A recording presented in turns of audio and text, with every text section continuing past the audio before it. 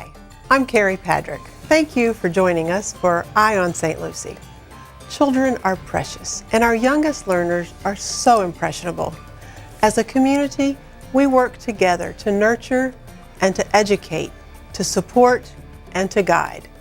But are we always doing all that we can do? Do we have the information at our fingertips?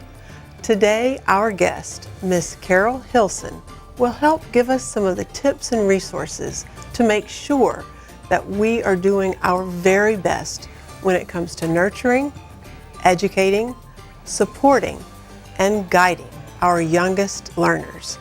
She has some great information that will benefit everyone. You may not have little ones running around asking for a bedtime story, but I'm sure that you know someone who does.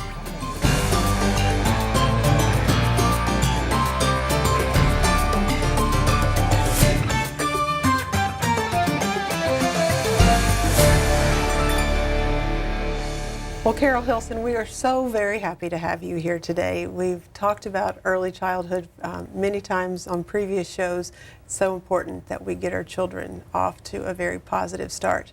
And you wear many hats in the community. You're a board member, director for early childhood. You sit on many committees within the community, so people know you from many walks of life. Why don't you just take a moment and talk to our audience about the things that you do and acquaint them with some of the things that you feel are very important to your walk.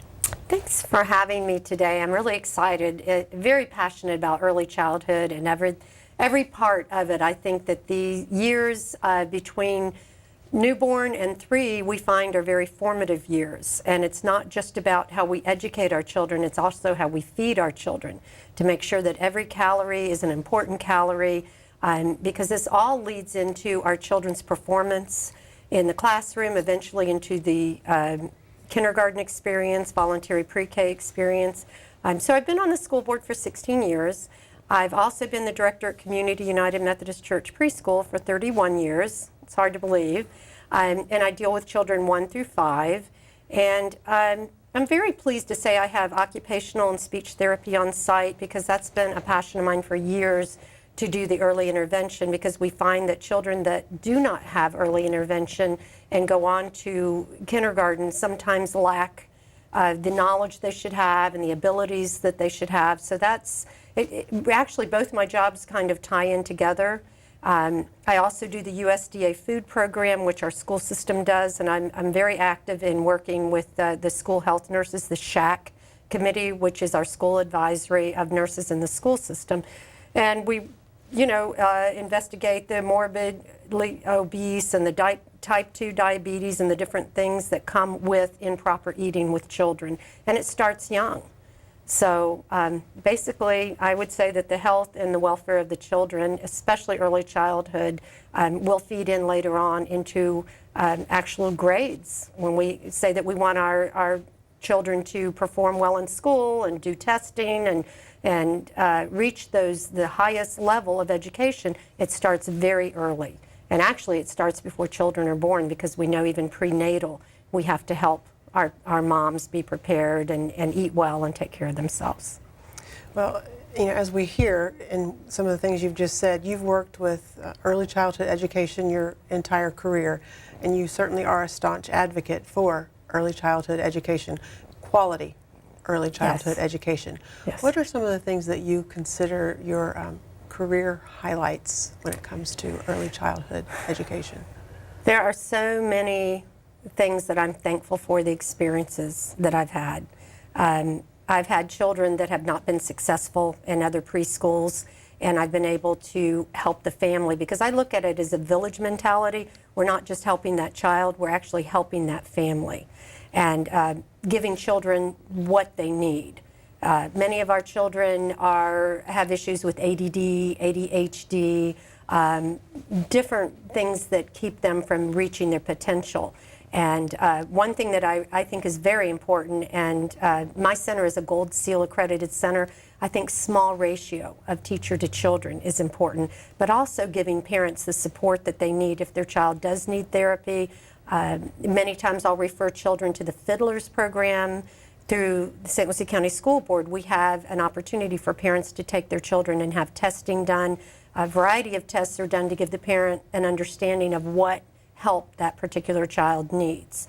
And all of these things that we do before children go into VPK and kindergarten shape their whole career in school. It can make the difference between a student who struggles their entire career in school and a student that is at the head of the class. It's also about their self-worth and their self-esteem. If they feel good about themselves, if a child goes into the school system maybe in kindergarten and they stutter or they have other problems and other children see that, that can cause some insecurity and even anger. So it's really about supporting the social emotional piece of every child. Really comes full circle. Yes. And having had the opportunity to work with families in the community for so long, and being in this arena for so long, have you seen families that you worked with, their children, or having worked with children, have you seen them grow up and then bring their children Yes. back to you? So it is, cyclical? Yeah, it is. It's a legacy. I have now some of the children that I taught or I had in my youth group as a youth leader. I have one little boy whose picture is hanging in my office at the preschool who came to us, a single mother who was working at a fast food restaurant. He had so many problems. He was most probably in the autism spectrum. And so when you take a family that is impoverished and then you add a disability, that parent becomes so overwhelmed that they can easily give up. And so we help the parent not only because it is a church, I have that opportunity to do things to help the parent financially with a scholarship program, and also help the parent to give the child the therapy that he needed, very desperately needed. He was a violent child and would hide under furniture and just had a lot of fear. He had actually been a child who had witnessed a drive-by shooting of a family member. And so he had all the social and emotional issues along with the disability. But that's where the Early Learning Coalition played a huge part in helping this mother with the assistant financially to get on her feet.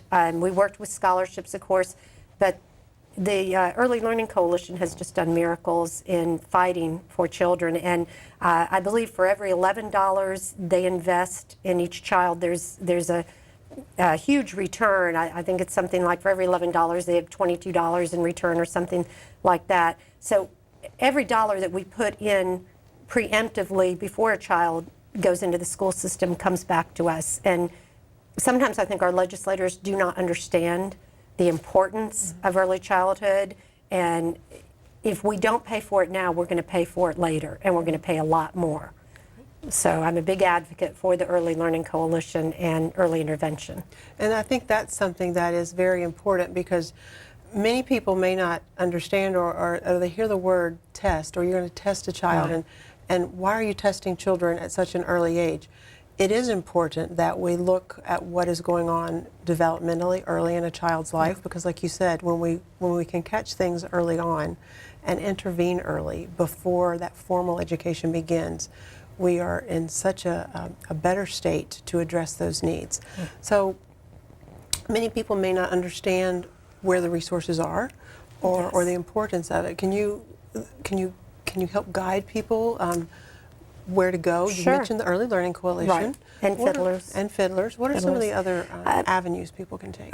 211 is a great program, and they're actually a facilitator, so they will get you to the right person. And parents can simply call 211 and say, my child has behavioral, physical, emotional needs, academic needs, and they actually help the whole family. It's not just for that child. Parents that might be displaced from the hurricane can call 211. Karen is the representative I usually speak with. A parent may have a child that is in the autism spectrum or something like that, and they have a behavioral program and a developmental program where they actually help me do the testing for the child. And I believe they'll come to your home. There are many different agencies through Easter Seals. But I feel like 211 is kind of a one-stop shopping for parents that may be new to our community and they just have no idea where to go. I mean, we in early childhood education have an expectation that everybody knows or any of us in education, we just think all the parents just know because we know. But a young parent, I had a young girl at my center that was 15 with a baby. And I had to remind myself some of the things that she didn't know I certainly wouldn't have known at 15. So our job is not to find judgment in dealing with families, but it's to find a road for them to travel on their journey with their child. And I say it's almost a mantra: whatever we do for the child, we do for the parent. Whatever we do for the parent, we do for the child. And I think if we all embrace that and didn't judge, in the public school system, we take all children. Absolutely. We take all families. We don't pick and choose just the children that are high academic achievers. We celebrate and take every child every day. That's part of what my belief system is. And I feel the same way in my preschool, that I take all children.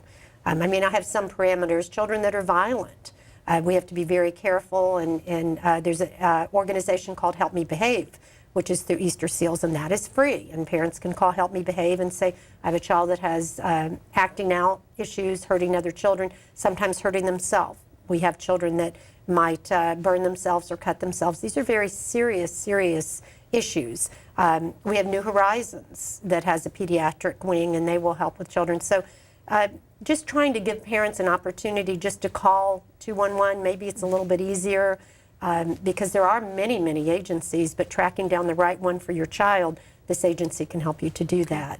And I know that if someone is looking for that 211 information on the St. Lucie Public School website, we do have information on that. So if someone were to want to reach out today, right this very moment, they simply go to the St. Lucie Public Schools website, click on the parent and student tab at the top of the website, and then the 211 information is on that parent and student tab, and certainly they can navigate through there and try to make it as user-friendly as possible.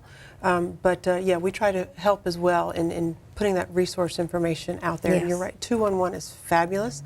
They're trying to market themselves in the area as a positive resource for parents. Yes. And then, special needs, we've got in St. Lucie Public Schools, there's a very strong student services department. Not just for the K-12. We've got a strong pre-K department as well, where that testing takes place to try to make sure that in pre-K we've got children prepared for that kindergarten. And I think the bridge between our early learning providers and the school system got a good strong partnership there. Anything that you've seen that parents can take advantage of in that area? The Early Learning Coalition also has a component of assisting parents with children that are special need. And I sit on a board that specifically works with other providers and experts in the field. And we kind of break down the situation that we see as providers, children coming into us. And so the Early Learning Coalition has actually started a process. If a child is a school readiness child and receives funds, through which early learning is mostly federal, but part of that is state money, then they will give assistance. And I think Sandy Yeager and Bill Tomlinson actually work along, from our school system with parents that have their children in pre-K. But we do have children that come to us that not only have genetic issues, they may be children that have been exposed to drugs or alcohol in the womb, and that's a whole another set of issues that we as providers need to be prepared to give the very best to these children. Right.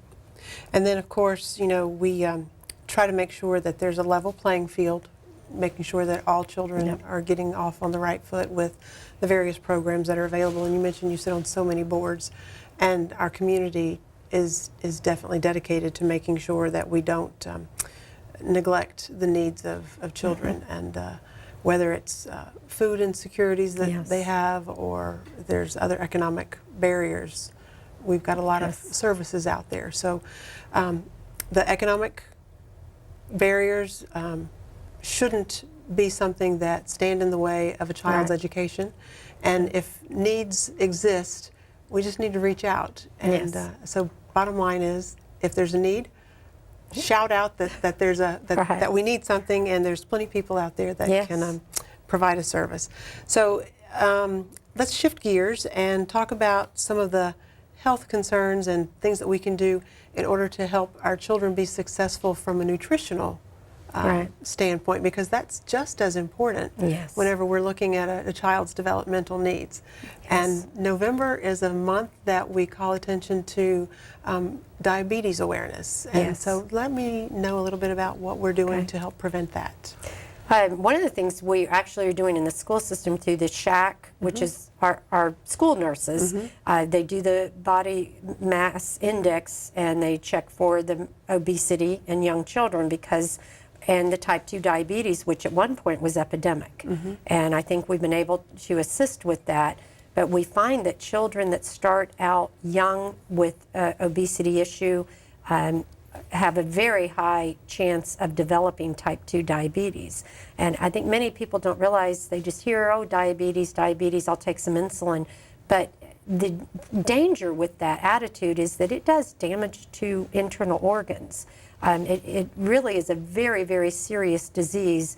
And the sooner that we diagnose and find out what's going on with some of the children, I mean, there is a point with children with obesity that they may be bullied, they may be treated different, they have trouble maybe with physical activities. So we really want to assist children and families. I believe letters go out to the parents telling the parents, the child tested high in the body mass index, or that they see some precursors for type 2 diabetes. That's a very serious disease.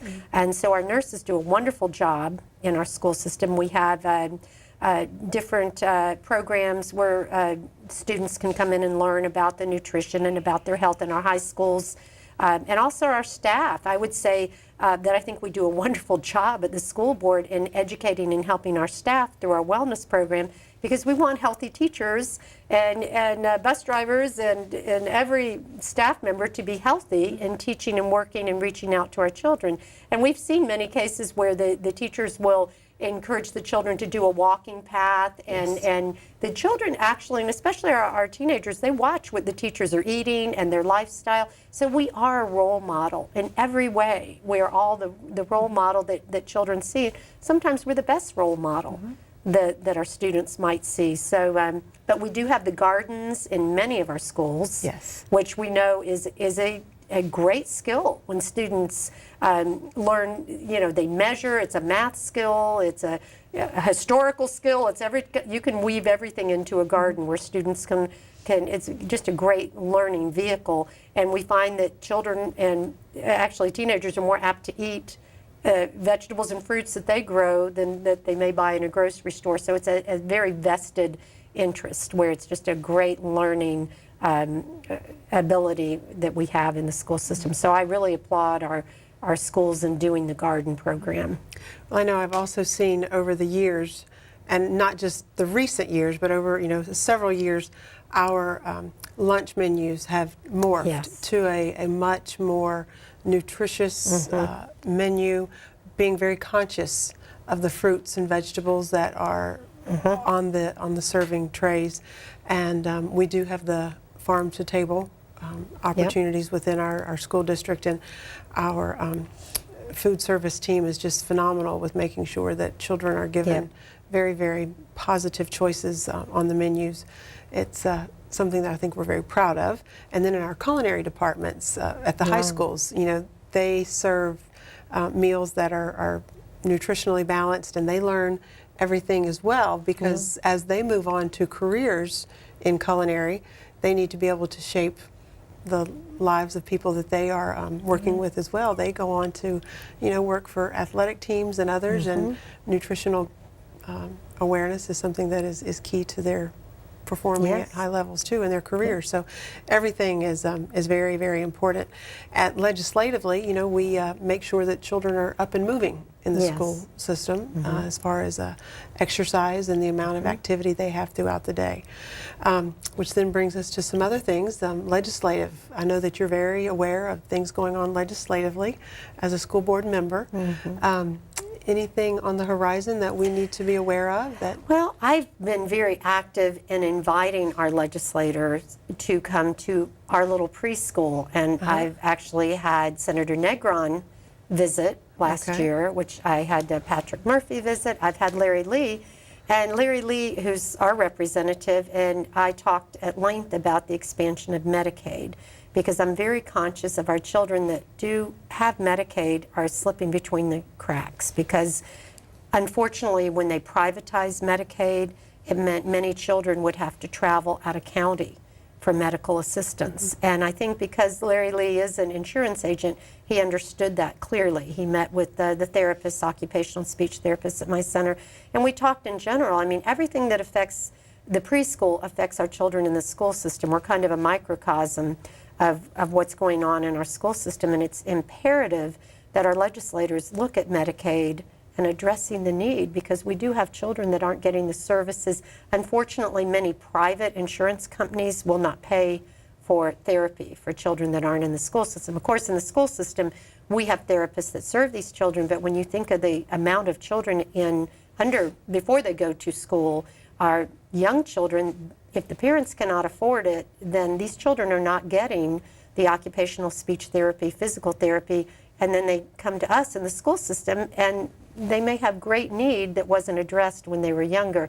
Again, the poverty piece. If you have a parent, I had a parent who said to me, I don't even have the gas to go to Sebastian, and that's the only place that takes my particular type of Medicaid, and that type of thing. So I think in looking at children and education, we first and foremost must look at their health and their well-being, because you can't teach children that are sick.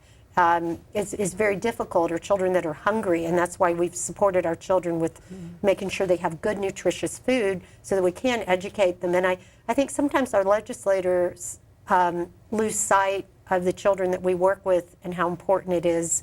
And I know in St. Lucie County we probably have children that go to sleep every night that are hungry. I'm sure there's a percent of children, and it breaks my heart to know that, because there are many programs with Salvation Army and Mustard Seed and Matthew's Cafe and different programs, but some of the parents don't even live close enough, and they may not have a vehicle, to shop for their children. So it's really a village in this county that I would say St. Lucie is remarkable in what we've done to help families in poverty.